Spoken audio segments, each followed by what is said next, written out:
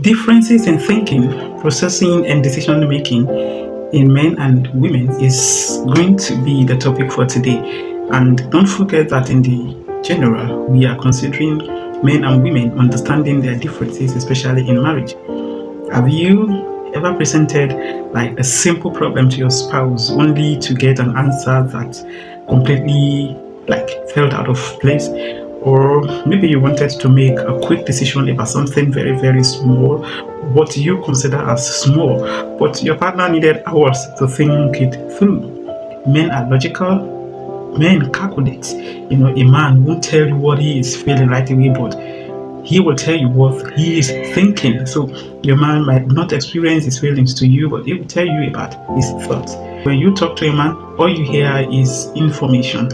If you talk to a woman, she's feeling your words. A man files information, but a woman puts it on hard drive. She would never forget it. And women are always emotional. They emote. So they are completely different from men. A woman will tell you what she is feeling and not exactly what she is thinking. Men deals with you on how they have been able to analyze you and how they calculated your condition to be per time, per season. So he will analytically analyze your state of mind before they address you. But sometimes when you are talking to a woman and the woman said, "Don't you ever come back," that's what she feels at the moment. If you leave, she might not forgive you. So we have two different individuals. So today I will be bringing some of the difference in the way we think, the way we make decisions, and about our emotions to you.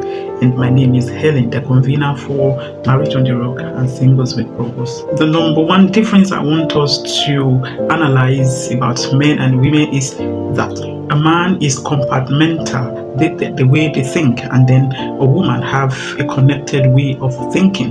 And then I can say it's blueprint thinking and web processing. So let's look at how we process thoughts daily.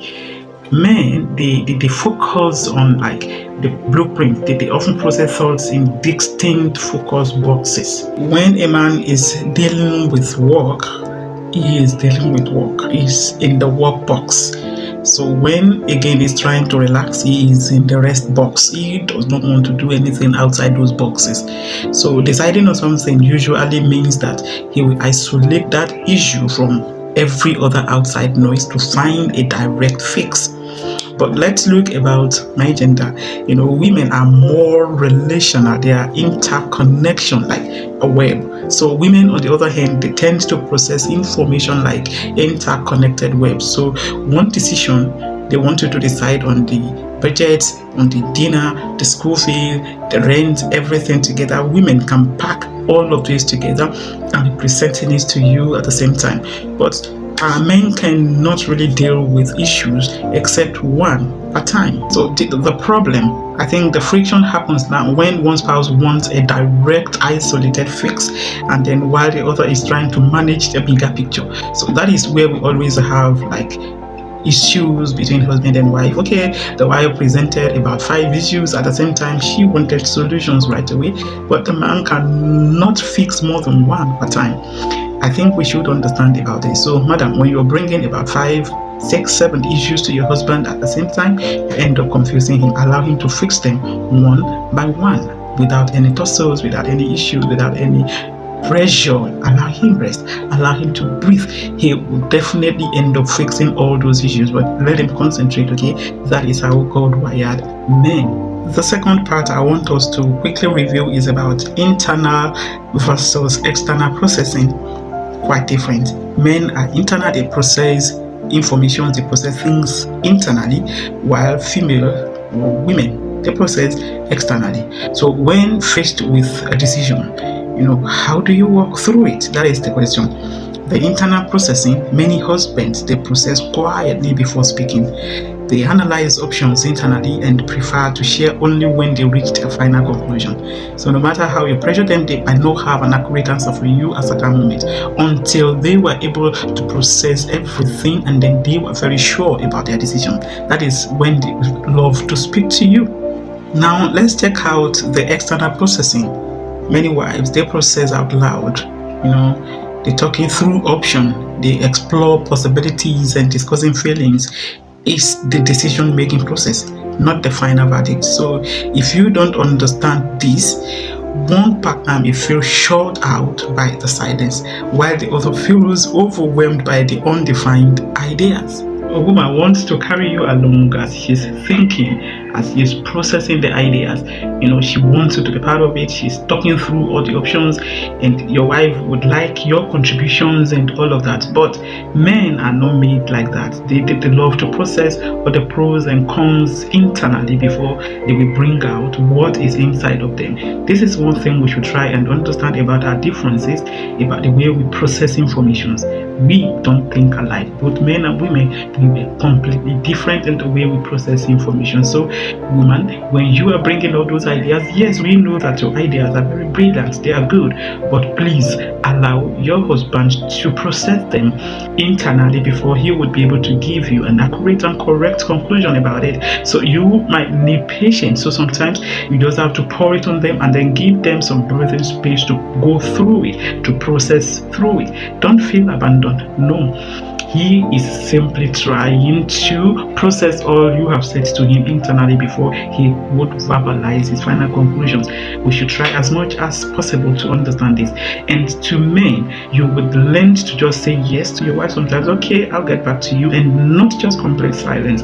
While you process that, just say, okay, give me some time. I'll come back with solutions. That is how two people who are differently made can cope with each other without causing so many damage to each other. Yes, we have gone through those differences. Now, how do we bridge the gap? Obviously, we have a gap there.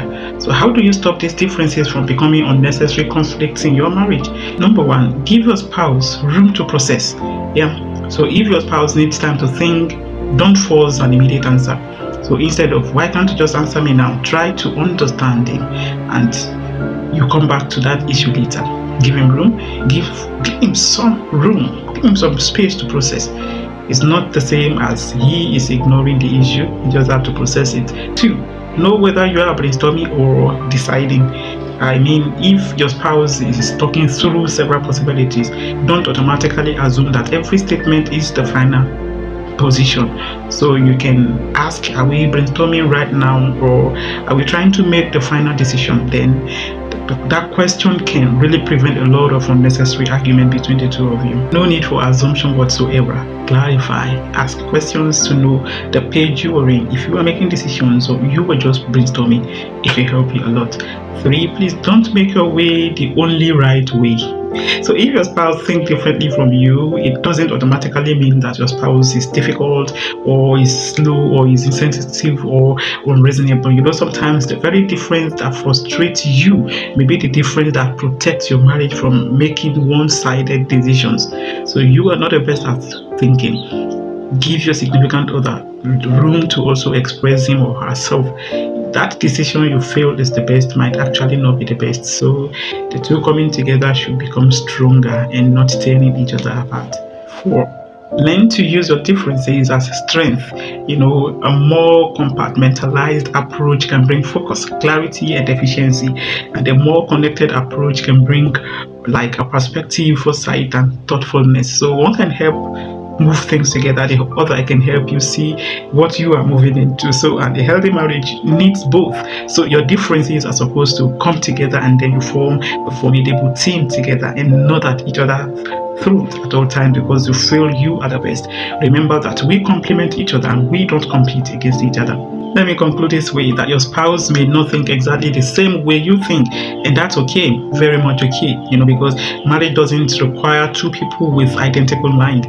It requires two people willing to understand each other's mind. The goal is not to make your spouse think exactly like you, but the goal is to learn how to bring two different ways of thinking to the same table and make decisions together. Because when you understand how your spouse processes information, you will stop interpreting every difference as disrespect or stubbornness or lack of love.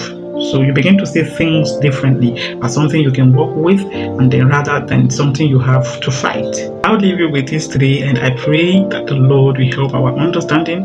May the Lord reveal our strengths and even our weaknesses to us, and we reveal the same to our spouses so that we can have better understanding, unity, and oneness in our home. Amen. Thank you for listening to me today. Goodbye.